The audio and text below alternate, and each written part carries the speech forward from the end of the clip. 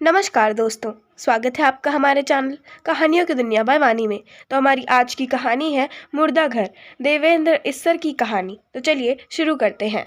मुर्दा घर में मेरी लाश पड़ी है। मालगाड़ी से उतारी गई बंद बोरियों से फूली लेबल लगी 3-4 लाशें और भी मुर्दा घर में पड़ी हैं। जब मेरी लाश मुर्दा घर में लाई गई तो सूरज धीरे धीरे दूर मटियाली पहाड़ियों की ओट में फिसल रहा था और पहाड़ी पर टिके बादलों में आग के गोले की लाल किरणें शोला सी भड़क रही थीं। उफक से लुटी हुई लाली बंद खिड़की के शीशों में जलते लोहे से पिघलने लगी। धुंध और मिट्टी के गुबार में अंधेरे के जर्रे तैर रहे थे और मैं पहचान न सका कि मुझे मुर्दा घर में कौन लाया है। साए धीरे धीरे रोशनी को निगलने लगे और फिर रोशनी और साए का फर्क मिट गया। कमरे में अंधेरा काले नाग की तरह रेंग रहा था। सुर्खी स्याह हो चुकी थी। आग का गोला अंधेरे के गार में डूब चुका था। अंधेरा सरकते सरकते बहुत करीब आकर मेरे सिरहाने खड़ा हो गया। लाशों के सफेद कफन भी स्याह पड़ गए। मुर्दा घर, बरगद का बूढ़ा पेड़, बिजली का खंभा, अस्पताल की वसीआ इमारत, सामने नर्सों के क्वार्टर, सड़क, घास, फूल, कांटेदार तारे, साइकिल स्टैंड, मरीजों के कमरे, हदबंदी की दीवार, सब पर मौत की काली छाया फिर गई। मरीज वार्डों में दाखिल हो चुके थे। उनके मिलने वाले घर लौट गए। एम्बुलेंस वैन और मुर्दा घर की गाड़ी यतीमों सी खड़ी थी। कभी कभी कोई कराह लेता था। लौटता हुआ परिंदा पर फड़फड़ा लेता था। हॉर्न बजाना मना था, लेकिन दूर से इस सन्नाटे में सुनाई दे जाता था। करीब किसी के कदमों की आवाज सुनाई पड़ी। शायद कोई लाश और लाई जा रही थी, लेकिन आवाज आगे बढ़ गई और कुत्ता आवाज के पीछे देर तक भौंकता रहा। दरख्तों के पत्ते गिर रहे थे, सूखे खड़खड़ाते पत्ते, और तेज हवा टहनियों में गोली की आवाज की तरह गूंज रही थी। और फिर आवाजें धीरे धीरे सन्नाटे में खो गई। ऐसे में कोई पत्ता भी गिरता तो मैं सहम जाता। मुर्दा घर के दरवाजे की दराज से रोशनी की एक लकीर न जाने कहां से आ जाती, और जब वो भी गायब हो जाती तो अंधेरा और भी गहरा हो जाता। मैं मर चुका हूँ। फिर भी ना जाने कब से एक बेनाम सा खौफ मेरी रूह में गड़ा जा रहा है। बरगद के पेड़ पर उल्टी लटकी चमगादड़ों को देखकर एक बार लाशें भी कांप जाती हैं। कोई चमगादड़ जब मुर्दा घर की एक दीवार से दूसरी दीवार की तरफ उड़ती टकराती है तो कमरे में अंधेरे की भटकन और भी तेज और गहरी हो जाती है। मेरी मौत कैसे हो गई? अभी कुछ लम्हे पहले मैं जिंदा था। मेरा ख्याल है कि मैं अभी जिंदा हूँ, क्योंकि मेरी लाश अब भी सर्दी में ठिठुर रही है और मुझे अब भी कुछ कुछ याद आता है। कुछ कुछ मध्यम मध्यम सा, मौहूम सा कुछ। मुझे कोई रोग नहीं हुआ, पेट पीठ पर किसी ने छुरा नहीं घोंपा, दिल दिमाग में कोई गोली नहीं लगी, ना हरकतें कल्ब बंद हुई, न दिमाग की कोई नाली फटी, न जिस्म जला, न दिल से दर्द उठा। तो फिर मैं अचानक मर कैसे गया? साथ वाली लाश ने शायद करवट बदली। अब उसके मरने का एक सबब है, एक सिलसिला है। शायद इंसान की मशीयत का राज इसी में मुज़मर है। पहले हल्के हल्के खांसी हुई, फिर मुतवातिर खांसी आने लगी, बुखार भी होने लगा, जिस्म दुबला नहीफ, चेहरा पीला जर्द और दिल उदास हो गया। फिर खांसी के साथ खून भी आने लगा, और जब खून आने लगा तो वो घबरा गया कि अब वो किसी दिन किसी भी लम्हे मर सकता है। उसे अंदर ही अंदर कोई खा रहा है, कोई घुन लग गया है। वैसे उसे कोई भी रोग हो सकता था। रोग के इंतिखाब में वो आज़ाद नहीं था। साथ वाले बिस्तर पर पड़े पड़े उसने एक दिन बताया था कि वो बरसों से इस रोग को पाल रहा है, बड़े प्यार से, बड़ी रिफाकत से, ऐसे ही जैसे वो किसी नज्म की तख्लीक कर रहा है, बेइख्तियार, नामालूम, बेइरादा। और तब उसे मालूम हुआ कि वो शेर के साथ साथ दिक के जरासीम भी पाल रहा है। जब लिखते लिखते उसे जोरों की खांसी हुई, फेफड़ों में दर्द हुआ और खून का एक काला धब्बा कोरे कागज पर जा पड़ा। एक शेर की तख्लीक, अंधेरे के खला में भटकती हुई, आसेब ज़दा नजिस साए सी जिंदगी। शेर और दिख के जरासीम शायद एक साथ ही जन्म लेते हैं, एक साथ ही पलते हैं। उसने कहा था। मैंने उसकी तरफ देखा। कितना रोमांटिक तसव्वुर था उसका, जैसे तपे दिख ही शेर का सर चश्मा है। साथ वाले वार्ड में कोई यक बारगी कराह के टूट गया। उसने मुझे देवमाला का एक किस्सा सुनाया। फेलो स्टेट्स बड़ा ताकतवर था, लेकिन इसके पाँव में एक ऐसा जख्म था जिससे बड़ी नफरत अंगेज बदबू आती थी। उसके साथ ही उसके रिश्ते हुए जख्म और बदबू को बर्दाश्त ना कर सकते थे। उसके पास एक कमान थी जो दुश्मनों को फना कर सकती थी और जिसका निशाना अचूक था। मगर उसके जख्म का कोई मुदावा नहीं था। बदबूदार रिश्ते हुए जख्म के 22 उसके साथी उसे अकेला छोड़कर चले गए, लेकिन अपने दुश्मनों पर फतह पाने के लिए उन्हें उसकी ज़रूरत पड़ी, क्योंकि सिर्फ उसके पास ही नाकाबिल ए तस्खीर हरबा था।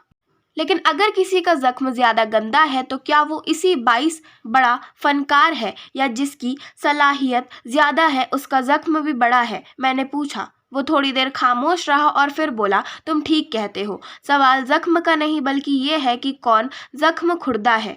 एक आम कुंद जहन एक महाकवि। उसने करवट बदली। वो जोर जोर से खांसने लगा और खून की एक धारा उसके फेफड़ों से फूट पड़ी। उसने नीम बंद आंखों से कमरे में पड़े सब मरीजों को देखा और फिर सो गया। नर्स देर से आई थी और वो जा चुका था। आज उसने अपनी प्रेम कहानी सुनाई थी। चांदनी में लिपटे हुए चीड़ के दरख्तों से हवा गुजरते हुए रो रही थी। बेहिसी मुझ पर तारी होने लगी। बस इतना याद है कि सफ़ेद कपड़ों वाली कोई औरत ट्रॉली में दरवाजे के सामने से गुजर गई। वो ना तो शायर है और ना ही इख्तिलास कल्ब की मरीज़। फिर उसने खुदकुशी क्यों की? लोग कहते हैं कि उस पर किसी भूत का साया है। जब भी वो कमरा और खिड़कियां बंद करती है और पर्दे गिराती है तो उसे कोई खौफ जकड़ लेता है। चारों तरफ खामोशी होती है, मुकम्मल सन्नाटा, लेकिन वो इस दीवार से इस दीवार की तरफ भागती है। तुम कहाँ हो? सामने क्यों नहीं आते? लो, मैं दरवाज़ा खोल देती हूँ, खिड़कियाँ खोल देती हूँ, पर्दे हटा देती हूँ। ईश्वर के लिए बाहर निकल जाओ। वो चिल्लाती और फिर दरवाजे और खिड़कियाँ खोल देती है, पर्दे हटा देती है और एक लंबी सांस लेती है और सोफे पर मफलूज सी गिर पड़ती है। उफ! और फिर जब वो दरवाजे और खिड़कियां बंद करती है और पर्दे गिरा देती है, कमरे में मुकम्मल अंधेरा और खामोशी हो जाते। तो यही ड्रामा शुरू हो जाता। वो चिल्लाती, मैं पागल हो जाऊंगी। क्या वो पागल नहीं थी जिसे बंद अंधेरे कमरे में किसी भटकते हुए आशियां से बिछड़े परिंदे के पर फड़फड़ाने की आवाज़ें आती हैं?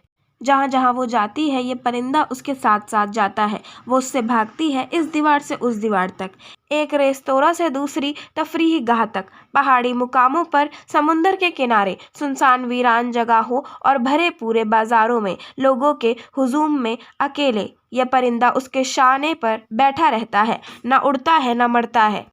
जब कैजुअलिटी रूम में उसे ले जा रहे थे तो मैंने उसे देखा था, ताज़ा खिले पीले फूल की तरह खूबसूरत, खोई खोई सी आंखें, हैरत भरी, बिखरे हुए बाल, जुनूखेज, खामोश, संजीदा। और जब उसने ढेर सारी नींद की गोलियां खा लें तो इसकी रूह को कुछ सुकून मिला। महव ए हैरत हूँ कि दुनिया क्या से क्या हो जाएगी। शायद उसकी नींद गायब हो चुकी थी, एक अटूट नींद, आलमे जज्ब के लिए, जिसमें महज ख्वाब है, हकीकत नहीं। शायद ये मौत उन्हीं ख्वाबों के बाइस थी। मुर्दा घर में उसकी रूह प्रेत सी घूम रही थी, एक भटके हुए आशियां से बिछड़े परिंदे की तरह, एक दीवार से दूसरी दीवार तक। आज शाम को मिलना, 7 बजे, ठीक 7 बजे, पार्क में। आके नर्स ने डॉक्टर को जवाब दिया और मुस्कुरा दी और फिर मरीज को इंजेक्शन लगाने में लग गई। मुझे समझ में नहीं आता कि लोग एक छलावे से इतना क्यों डरते हैं, अपनी ज़िंदगी एक वाहमे के लिए किस तरह बर्बाद कर देते हैं। नर्स कह रही थी, पुअर सोल, किसी से इश्क विश्क हो गया होगा। वो बोली। मैंने करवट बदली। क्या इश्क के बगैर इंसान की नजात नहीं? सवाल इश्क या खुदकुशी का नहीं, सवाल उस वाहमे का है जिसके लिए लोग जिंदगी लुटा देते हैं। शायर ने कहा था, क्या हकीकत है और क्या वाहिमा, क्या सदाकत है और क्या शायरी? इन सवालों का जवाब मैं कैसे दे सकता हूँ शायर? ना मैंने कभी शेर की तख्लीक की है, ना किसी से प्यार। मैं तो एक आम आदमी हूँ। ना जाने उस नीम शऊरी हालत में मुझे बचपन की बातें क्यों याद आ रही थी। मैं छत पर पतंग उड़ा रहा था। पतंग ऊपर ही ऊपर उड़ता जा रहा था, आकाश के वसीया खुलेपन में, जैसे वो किसी डोर से नहीं बंधा, महज हवा के दोष पर ऊपर ही ऊपर उड़ रहा है। एक दूसरा पतंग उसकी तरफ बढ़ने लगा। धीरे धीरे से वो एक दूसरे के करीब आते गए। करीब आते आते एक दूसरे से उलझ गए। डोर खत्म हो रही थी। डर था कि मेरा पतंग कट ना जाए। मैंने एक झटका दिया, दूसरे का पतंग कट गया। मैं खुशी से उछल पड़ा। कटा पतंग बहुत देर तक हवा में तैरता रहा और हम बहुत दूर तक उसके पीछे भागते रहे। पतंग बैरी के एक दरख्त पर कांटों में उलझ गया। झट में दरख्त पर चढ़ गया। कांटों में उलझते मैंने पतंग झपट लिया। मेरा जिस्म जख्मी हो चुका था, मेरे कपड़े फट गए थे, लेकिन जीत के नशे में मैंने सब कुछ बर्दाश्त कर लिया। जब मैं नीचे उतरा तो एक भद्दा सा बड़ा लड़का खड़ा था। वो मुझे घूर रहा था। ये पतंग मेरा है, उसने कहा। मैंने डरे हुए लहजे में उससे कहा, ये मैंने जीता है। देता है या दूं एक? और उसने मुझे एक गंदी गाली दी थी। मैंने दरियूज़ा गर नज़र से उसकी तरफ देखा, लेकिन उसके उठते हुए हाथ देखकर मैं काँप गया। मैंने पतंग उसे दे दिया। मुझे ऐसा महसूस हुआ कि मैं एक चूहा हूँ जो बिल्ली से डर कर अपने बिल में घुस गया है। और फिर मैंने पतंग उड़ाना छोड़ दिया। हर खेल, गेंद बल्ला, हॉकी, फुटबॉल, सब कुछ छोड़ दिया। हर जगह तो बड़ा लड़का था, मैं अकेला दूर निकल जाता, रेल की पटरियों के साथ साथ चलता रहता और पुलिया पर जा बैठता, रंग बिरंगी तितलियां पकड़ने की कोशिश करता। मैं घंटों इसी तरह भूखा प्यासा, दुनिया से बेखबर, काली पीली नीली कैसे कुजहा तितलियों के पीछे भागता रहता, या बारिश के दिनों में कागज की नाव चलाता रहता, जब तक कि उनमें पानी न भर जाता और वो डूब न जाती। शायद बेकार घूमते हुए उन लम्हात में मैंने महसूस किया कि मैं शायर हूँ। मैंने वो शहर छोड़ दिया। क्यों? रोजगार की तलाश में या किसी दूसरे के खौफ से? लेकिन ये फैसला मैंने उस दिन किया था जब वो बड़ा लड़का अपनी कार में अपनी नई ब्याही बीवी को लिए फर्राटे से मेरे पास से गुजर गया। कार की धूल के गुबार में मैं लिपट गया था। उसकी बीवी से मुझे इश्क नहीं था, लेकिन वो बचपन में मेरे साथ पानी में नाव जरूर चलाया करती थी। कवि, तुम शायरी खूब करते हो, क्या उस लड़की को आज़ाद नहीं करा सकते? मेरे दिल ने शायर से पूछा। किस लड़की को? लेकिन वो तो मर चुका था, उसकी सब बहस खत्म हो चुकी थी। शायर का फ़र्ज़ क्या है? उसका विश्वास क्या है? मेरे दिल में शक के काले बादल मंडलाने लगे। मेरा विश्वास क्यों डोल गया? मेरा गुस्सा, मेरी तशद्दुद की ख्वाहिश उस वक्त गायब हो गई जब आधी रात को जेल में दो हाथ किसी दूसरे के सिरहाने के नीचे से डबल रोटी चुरा रहे थे। कमरे में कार के पहियों के घिसट कर जोर से रुकने की आवाज़ आई। एकदम ब्रेक लगी और एक चीज़ फिजा में गूंज उठी। कार की रोशनी का आईना अंधेरे में घूम गया और सफ़ेद कपड़ों में लिपटी लाशें जगमगा उठी। कार एकदम स्टार्ट हुई और फर्राटे भरती हुई निकल गई। कमरे के अंधेरे में बड़ी देर तक चीख गूंजती रही। चारों तरफ से चीखें गूंजने लगी। दूर रात के अंधेरे में कोई सिसक सिसक कर दम तोड़ रहा था। पहले उससे जना बिलजब्र किया गया और फिर उसे नंगा करके सर्दियों की ठिठुरती रात को बिजली के खंभे के साथ लटका दिया गया और उसके सीने में गोली दाग दी। उसके सर पर बिजली का बल्ब जल रहा था। उसके बरहना जिस्म का हर जख्म रोशन था। ऐसी ही एक चीख मैंने फिर सुनी। रात के अंधेरे में गाड़ी धीरे धीरे रेंग रही है। एकदम नारों का शोर बुलंद हुआ और गाड़ी रुक गई। नेज़े, भाले, बल्लम, तलवार लिए लोग गाड़ी में घुस आए। जिस्म कटने लगे। औरतें, मर्द, बच्चे को चांद की गेंद की तरह हवा में उछाला और फिर नीचे भाला रख दिया। रात के सन्नाटे में एक चीख गूंजी और फिर एक कहकहा बुलंद हुआ। सदियां बीत चुकी हैं, लेकिन वो तन्हा अभी तक सूली पर क्यों लटका हुआ है? रात आधी से ज्यादा बीत चुकी है। बाहर कदमों की चाप सुनाई पड़ रही थी। बरामदे में पत्थरों पर जैक बूटों की खटाखट खटाखट, शोर और धुआं, और फिर एक काल कोठरी से एक नौजवान को खींच कर निकाला गया। रात के खामोश अंधेरे में चोरों की तरह उसे शहर से बाहर ले जाया गया और नदी के किनारे उसके टुकड़े टुकड़े करके पानी में बहा दिया गया। जैक बूटों की आवाज़ पत्थरों पर बड़ी देर तक लौटती रही। दन दनादन गोलियां चल रही थीं। औरतें, मर्द, बच्चे सब निहत्थे। भगदड़ मची हुई थी। चार दीवारी के घेरे में शाम की तारीकी में उन्हें गोली से उड़ाया जा रहा है। सीनों पर गोलियों के दाग लिए अंधेरे में लोग घूम रहे हैं और अंधेरे के समुंदर में अपने चेहरे देखते हैं।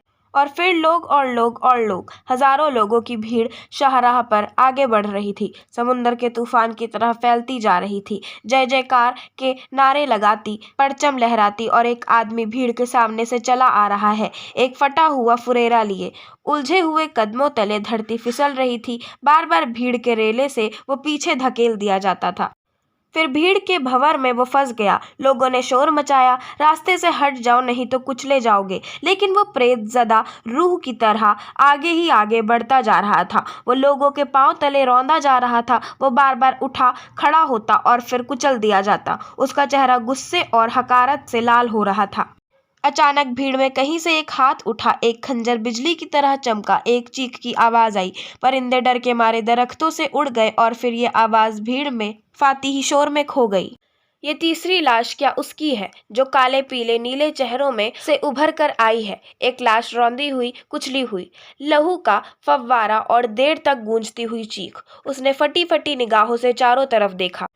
जब खंजर बिजली सा चमकता है, गोली दम से चलती है, कोई कत्ल होता है या खुदकुशी करता है तो सन्नाटा क्यों छा जाता है? क्या जख्म की कोई जबान नहीं होती? जख्म के होठ तो होते हैं, आवाज क्यों नहीं?